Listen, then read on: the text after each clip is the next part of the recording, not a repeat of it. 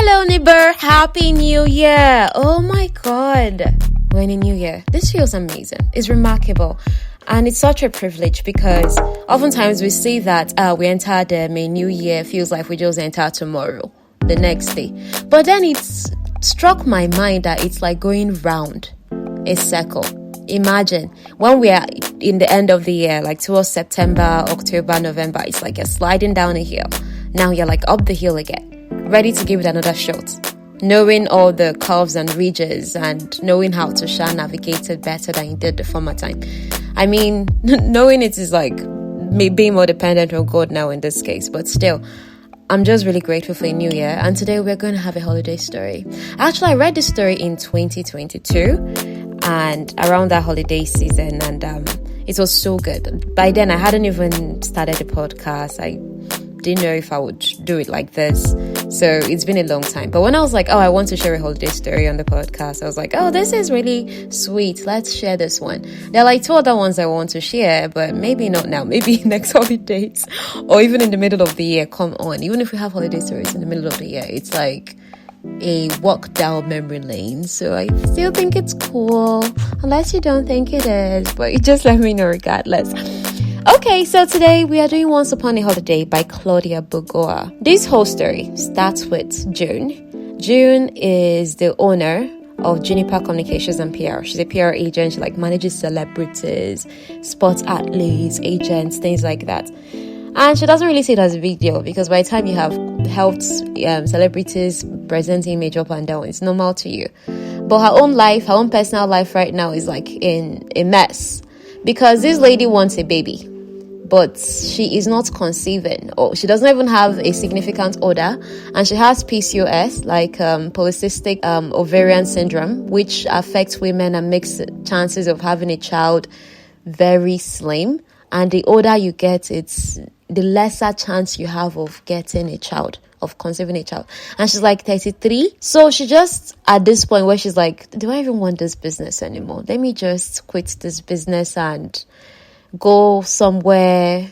Then let me move to Denver, rent this house there that is close to a fertility clinic, and just keep trying for a year. I'll try IUI, that is artificial insemination. I would try in vitro. I would adopt at the worst, but even adopting is hard because you're trying to adopt a foster kid that needs you as much as you need them, but then you have all these bureaucracy systems that will start looking at you like, you're only a single mother.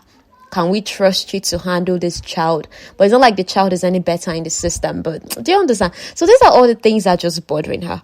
Because this is someone that she's looking for someone, like a companion, someone to love unconditionally. And obviously the thing in her mind right now is the baby, because she had tried seeking boyfriend, seeking love, but that had not ended well. The typical lines of, it's me, not you. So she's tired. She's like, okay, let's leave that kind of love aside. Let me pursue a child. You get, and both of us can be companions to each other, because she feels incredibly lonely. And the thing here is June is the last baby in her house. She has 3 brothers, a twin sister that is older than her by 5 minutes. 2 of her brothers are married. Her twin sister just got married the previous year to a woman. So you're seeing everybody having life, and it's not looking like it's you by yourself. So these are all the things she's just kind of grappling with. So now she's calling management company that is managing the house she wants to rent in Denver, the house that is close to the fertility clinic. She's now calling the people and saying, that I want this house, so you get. But then the attitude was so off. Somebody now called her back and said, why are you calling? And it was this male voice that sounded so sexy. So for a moment she forgot, I'm calling this guy to inquire about house. She was like, this voice. She was just imagining. And then the guy now said, so do you just call and you don't give any information and you just have a long pause at the end? That kind of rude talk. That's when she said, hey, you saw the caller ID. You obviously know that it's me that called you. What's with all of that thing? She was not like, that she just saw this property on their website, so she's making inquiries. It was not like, that it's no longer available. And then he ends call. She was like, who runs a business like this? Are you sure you want customers or no? Aren't you looking for people to rent your properties? So she calls back. Just said, because this is what she needs right now. She can't just flash you a bad attitude. She called back. She was like, okay, so what are the other house options? And he was all like, check on the website, whatever you see there. She's like, so she's imagining that this person she's on a call with is an intern that has not been trained properly. Because why are you answering a customer like that? You get.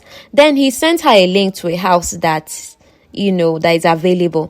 But then the house was too much. It's like this sprawling mansion, 10 bathrooms, 8 bedrooms, pool, this one, that one, that can contain her entire family, both her 5 siblings with their children. And she said, but no.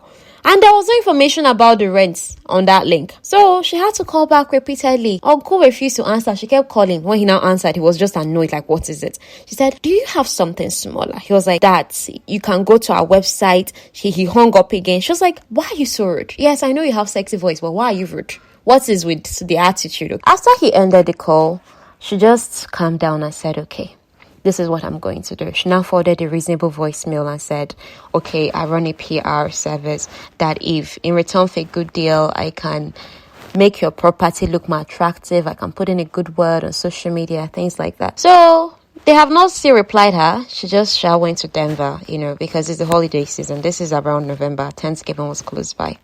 And at this point, she's taking hormonal drugs so that she can increase her chances of conceiving when they start the fertility treatments. So the supposed intern person eventually called back and was like, he does not used to bend rules, or he will not give her a deal because he doesn't bend anything unless it's a beautiful, willing woman. Like, what kind of dirty talk is that? Arriving in Denver, June had dinner with her sister, Jeanette, that's her twin sister, and her twin sister's wife, Tegan. So the thing is, on the outside, people look at June and like, this lady is put together. But in her mind, she's not totally put together anything. Because she had to now start telling them that, see, I was at the airport the other day, and you know how everybody used to have black bag?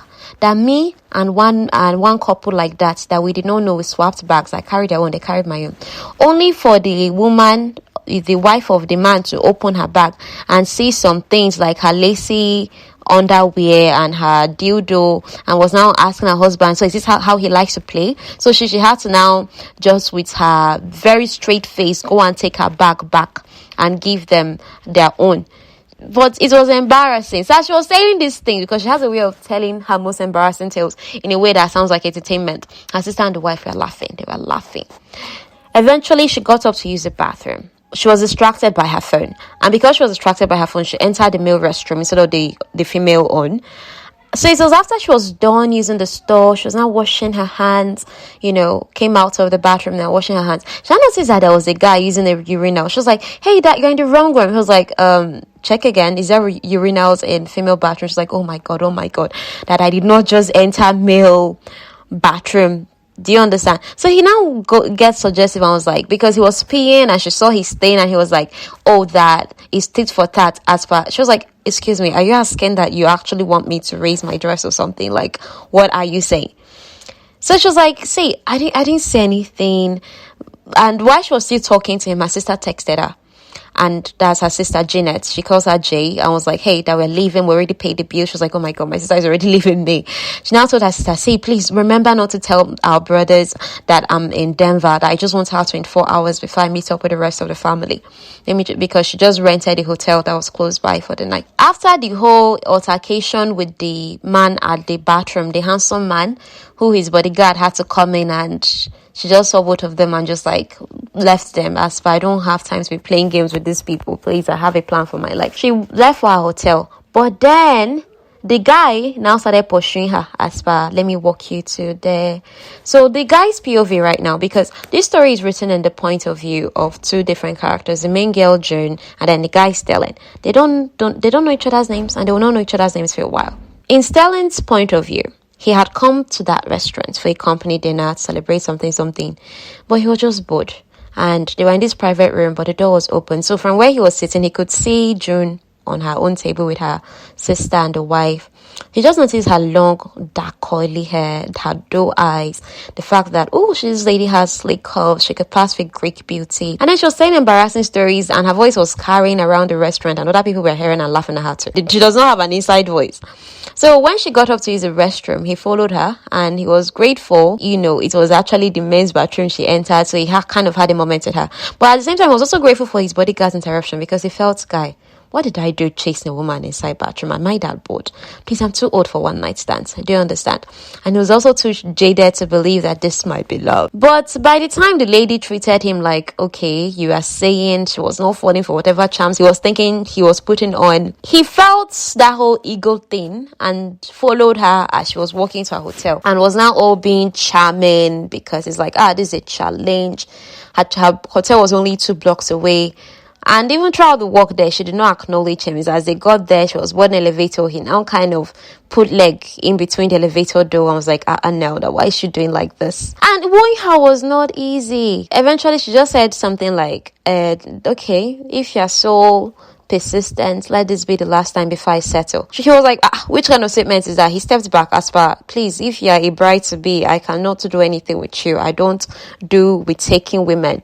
Then she was like, that is not like that. She just has a plan for her life, and this is not in it. So after today, she's just going to face the plans for her life squarely. So his ego likes that she doesn't know him, because he's used to people knowing him. Those kind of guys, don't even get me started. So he's intrigued by her because apparently he's intrigued by human behavior, and he just says, okay, just for tonight. So somehow they wind up having that moment of, let's live in the moment, just for tonight. And then he makes a bad boy move. They're kissing the elevator. He's like, oh, come over to my house. She's like, no, I have a room in the hotel. I know what you're thinking. One night stand book? How is this a holiday book? Honestly, I had the same thoughts, but at the time I read this book, I was just looking for an easy, breezy read that was not too moral or too bad, just something fun.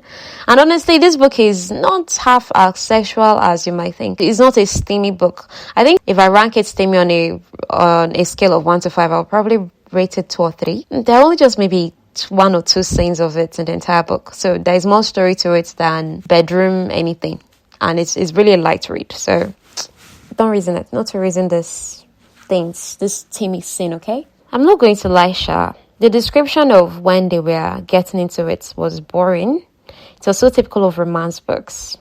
The whole passionate evening that they're having, and it's touching her, and it's feeling like this, and it's feeling like that. Okay. I get it. So it's a passionate evening, that they share. You remember to use condom. At the end of it, they still did not exchange names. They just said, let's do this thing. I think they did like 3 different times. He was addicted and she was craving him. But hey, we're not doing this thing for more than this night, okay? Neither of them have been with anyone for a while, last part. Neither of them, it's been months or years since they probably slept with a woman or a man. I mean, this is typical of romance stories. I mean, you don't want to say, I slept with somebody last week and I'm sleeping with this man today. No, it has to be that you were on maybe an unplanned celibacy and this person picked your interest, and next thing people are rolling in the bed doing it. That's how romance novels painted. Can you tell that I'm having a hard time just kind of flowing in the storytelling? Can you tell? If you can't tell, that means my editing is really good. Because honestly, I am. But I really want to tell the story. I don't know why I'm just like starting and pausing. And I'm giving a whole lot more gist today than I normally would. Hey, please just stick with me. I promise I'm not this awful, okay? Especially if you're listening for the first time. I'm not this awful. Try listening to the episodes following after this or even before this. You see, I'm cool. I mean, I tell stories smoothly. Okay, now let's continue. So in the morning, that one last time sex, it was sleepy, and then they did not use protection.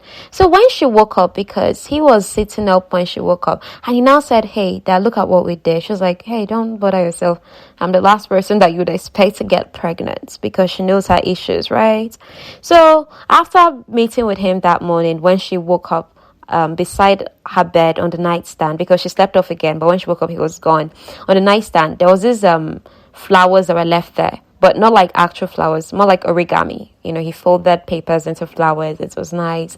She got dressed later. She was supposed to meet with the agent that is supposed to show her the rental house, because they eventually agreed to show her a house. Only for the agent to send her a message cancelling. She was angry. She now went to her family house, or rather one of her brother's houses. Luckily for her, at least she found it lucky that it was just her brother's wife, Emmeline, that was home. Others were out fishing, and they had this whole week plan that they will go here, they will do this, they will do that. She was just thankful that she gets to have some quiet time before her mom swoops in and starts looking at her like, what's going on with you? And everybody is looking at her like the baby of the house. Hey, how can we help you? Or even her brother Alex, because her brother Alex is an Olympian person, like he's into extreme sports, although he's retired. So she managed him throughout his career. Even as he's retired, she still represents him well. So if her brother were to see her, he's only older than her by 11 months. He probably launched into questions asking about, oh, how's my career leaking? So she's not ready to answer questions about her life or answer questions about his life or any other person's life. She just wants to like chill because it's the holidays, just get out of her own head, okay? But one of the things that June easily noticed as she got to the house is that her twin sister Jeanette, that was supposed to be at the house there, she was not there. She now texted her sister like, I thought you said you were coming here straight. Her sister did what she did as far, rented another hotel room and with her own wife to stay away from the family for a few days before she'll meet up. She was like, hey, that just cover for me, okay? She was like, hey, you owe me, kind of thing. June now also got a good news from the agents that cancelled on her. They were willing to give her a month free at the sprawling mansion. She was excited, like, yay! But on Sterling's own part, he figured out that June was the house inquirer. Was a PR person that was calling him about, hey, my client needs a house. You understand? That's why he cancelled meeting up with her, because you just finished sleeping with a woman that you're not supposed to know, and then only for you to just kind of put two and two together, and figure out, hey, she's this person that wants to rent out one of my properties, and I'm supposed to be the one meeting up with her to show her the property.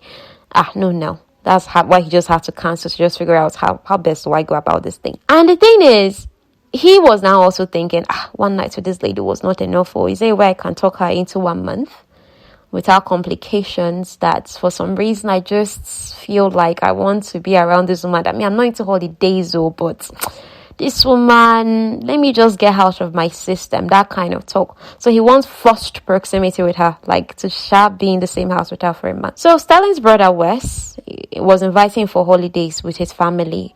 Sterling was like, no, I like my Christmas alone. And the thing about Sterling is he's a famous artist, but he's painting his sculptures. And he has an exhibit coming up in February, and this is like November, early December. So he just wanted to focus the holidays on preparing his things. He considers himself married to his work, okay? He has no plans to find a partner or create a family.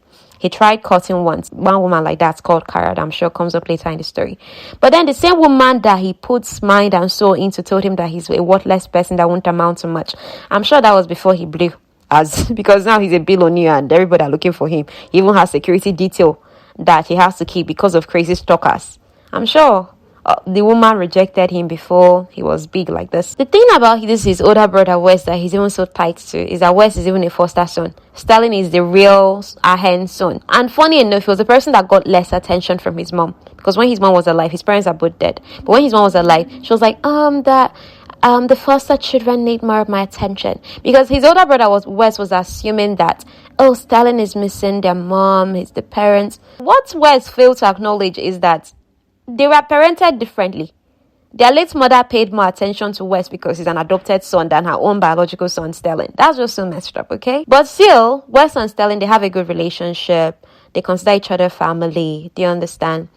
And another thing about Sterling is that he considers the whole Ahern DNA worthless, okay? His surname is Ahern. He considers their DNA worthless. He wants it to end with him. Wes is married though, has a son though, happily on his own though. Is Sterling that is just saying, I like being alone. And Sterling is 37 years old, okay? So after this, June on her own part, because they've agreed to give her a mansion for free, and she just went to check it out, but it was cold weather, like it was snowing, and it made driving difficult. She was actually pissed. She was upset at many things. The owner of the management company that did not show her house on time, her 3 siblings that found love, leaving her out of the equation. And then she was also thinking about her doctor's appointment on Tuesday. That was the appointment that they're supposed to shoot sperm inside her body and see if it fertilizes. I mean, if they try it 2 times, if it does not, they will now start doing other options one after the other. I mean, it's a long, expensive process, but she wants baby, so she's willing to take that route, and she has the money. When you have the money, you can. June was afraid for herself because the weather was freezing cold. She was like, I hope hypothermia does not kill me first before I achieve all the things I want. So as she arrived at the house, she now checked her emails for instructions if the owner of the management company sent any instructions about keys. But instead, all she saw was, see you when you arrive, June. She was like, okay, maybe someone is waiting for me. Let me get out of the car. She got out of the car, but she left her car running. You get, as I'm coming back into this car now, and she just closed it. She walked to the door. And then when she saw that key is not under mat or inside flower pots or things like that, she was like, okay, let me go back to my car. Only for her to realize that she locked her car key inside the car. How she did that, I don't know.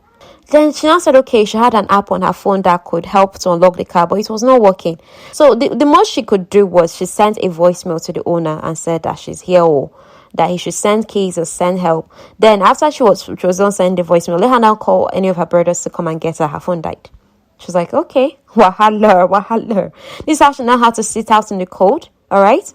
So Sterling, on his own part, he knew he was supposed to meet June that day. He was still at home, his penthouse that was not far from that house. He was feeling secure about June, about making June the 1 month offer of spending a month with him and things like that, because this is somebody that is big. If you're big, you're big. He has checked her background, run a background check on her, and realized, she has a brother that is an Olympic medalist, X Games sensation. She works with athletes and celebrities. So he thinks of her as a professional, like she can handle who I am and be with me for no strings attached for a month, okay? He wants to proposition her. His bodyguard does not want him to do it as far, this is a threat to his bodyguard Beck. I have told you that Sterling is rich, based on he's a famous artist. But what did not help his matter is he could have stayed rich discreetly, but then they were adding him to lists such as most influential people in the world, most successful under 40, world's wealthiest and most eligible bachelors. For that reason, his series of female psychopaths and their boyfriends have come after him. One that said, because my girlfriend likes you, I'm going to kill you. Very weird cases that, if you hear them, you know he actually needed bodyguards, security detail in full. Sterling, on his drive to the house now that he's supposed to meet June at, because June did not call him before going. But then on his drive, he happened to hear her voicemail and he now panics. Like, oh my God, is she out in the cold? He's afraid for her. So when he got there, she was already hallucinating, like, oh, you from last night, what are you doing here? Oh, you must have come because I'm thinking about you. Oh my God, he knew there is a problem. So his bodyguard Beck, who happens obviously to be a former Navy SEAL person and paramedic, now give instructions on how he could help her. That, okay, you have to take her back to the apartment, strip off everything she's wearing, warm her up. Do you get that kind of thing? So he did all of those things. And then she was now sleeping in his bed in his house. Then he had to go down to make some food. So he wrote a note, left it by the bedside, signed it S.A., like Sterling Ahern, as if she knows who S.A. is.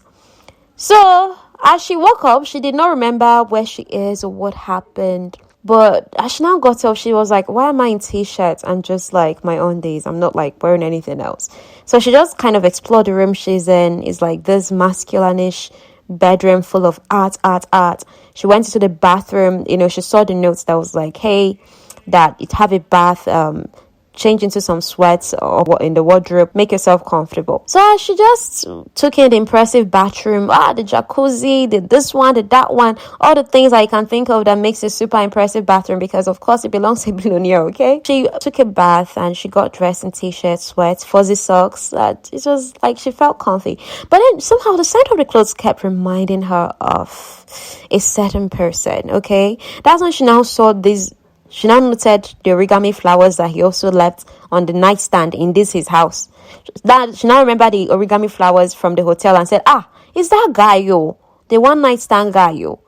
And she remembered him as having brown hair, green eyes, because she now tiptoed out of the room downstairs and he was in the kitchen and he's still all looking handsome, faded jeans and tee, tousled over brown hair. Come on, the descriptions that makes like a super hot guy in his mid to late 30s. Yeah, just kind of imagine that, okay?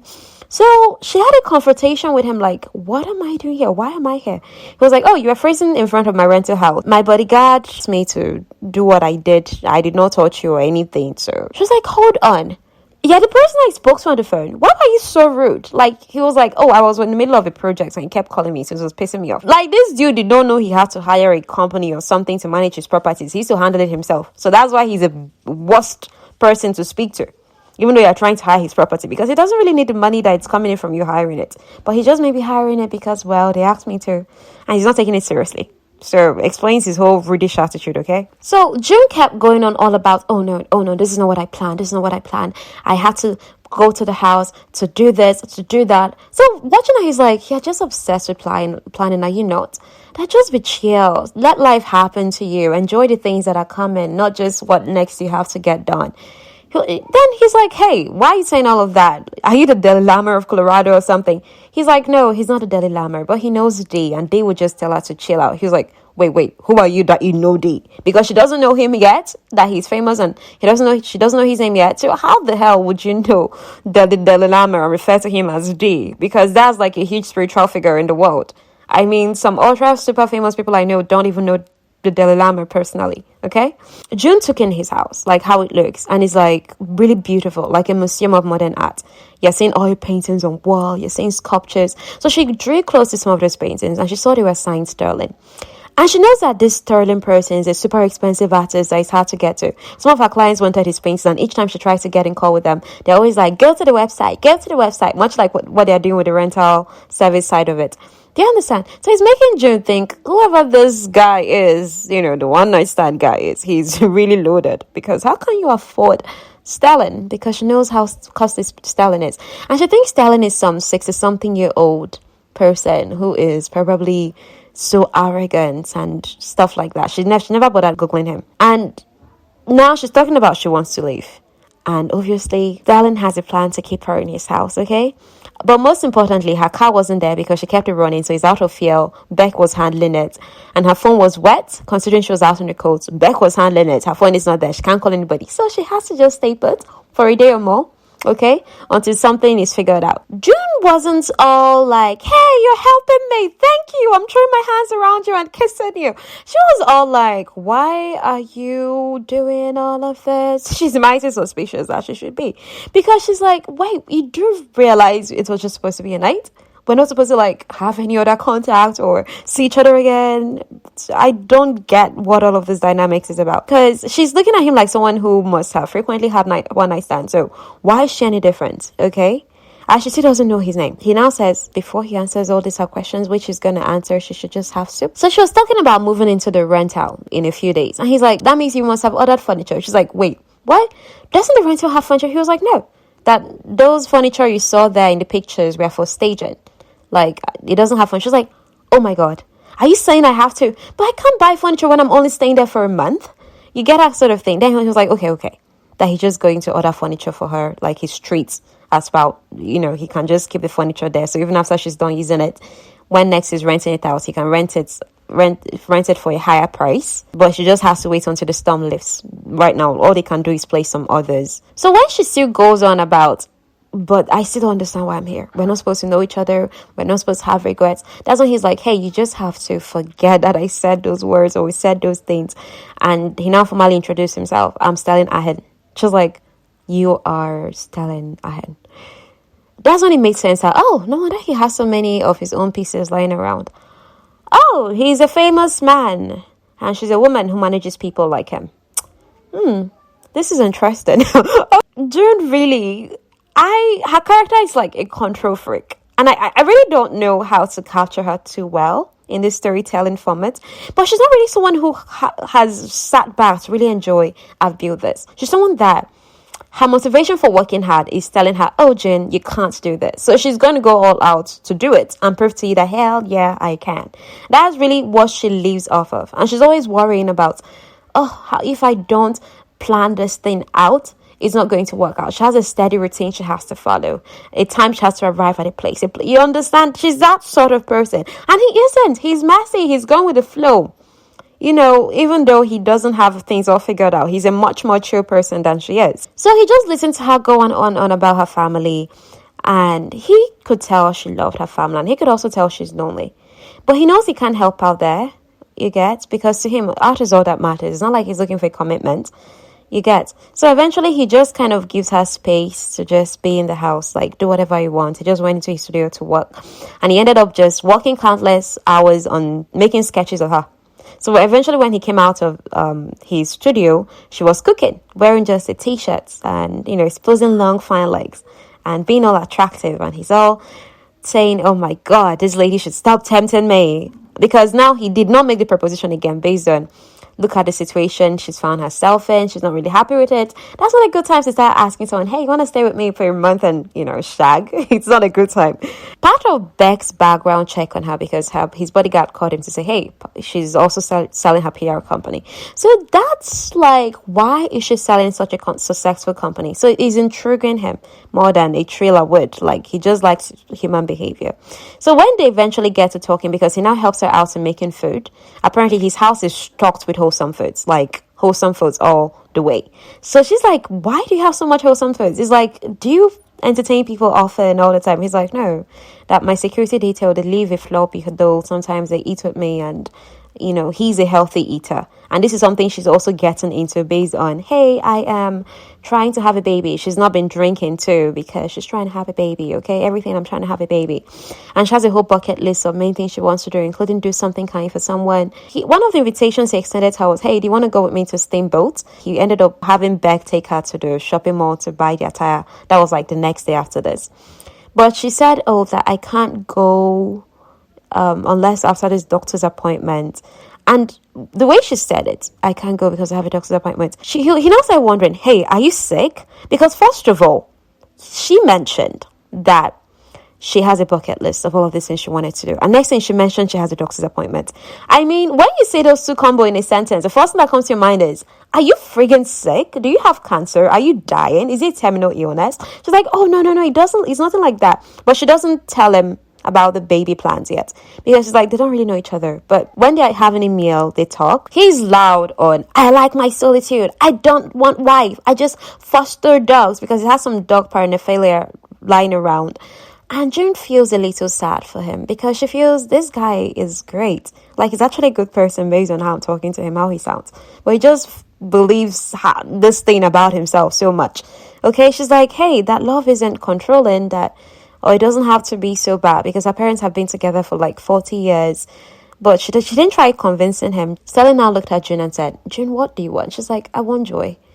Hey, but when I say joy, it's not like I want man. I just want to feel connection. She just wants to feel complete and like she belongs to someone and someone belongs to her. Maybe that's why she's looking out for a baby. So she feels connection to Stellan. As they're talking, she feels like this guy has pieces that complete her and she has pieces that complete him. And it's weird because she's like, nothing's going to come out of us. I shouldn't be feeling like this about him. So she was like, okay, so what about you? Did you always think you were going to be famous? Then he told her his famous story. Apparently, he went into art and became successful out of spite because his father didn't believe in him. He was like, hey, you're not going to study art in the university. Like, you're not that talented, or it's not good enough. You're an Ahern, you should study business, you should be serious. So he had moved out of the house, went to New York, and New York is expensive. And he had gotten by just collecting loans, taking out loans. And then his brother Wes used to send him some money because his brother was worried that Sterling can legit resort to selling a kidney just to make sure he succeeded. So that's something he has in common with June. Like, they are stubborn based on, I have to succeed even if it's the last thing I do. And look where they are today. Two successful people, but completely lonely.